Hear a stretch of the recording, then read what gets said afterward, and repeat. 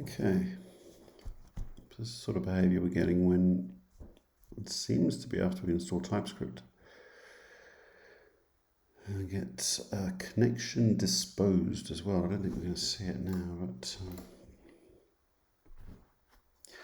try and use the IDE and it doesn't do a lot.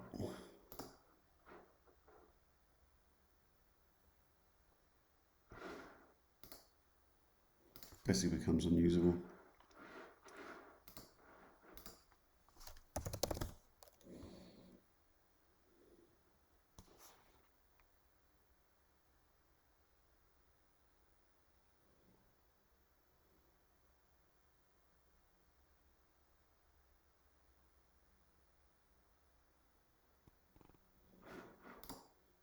Your connection to Cloud Shell has been lost.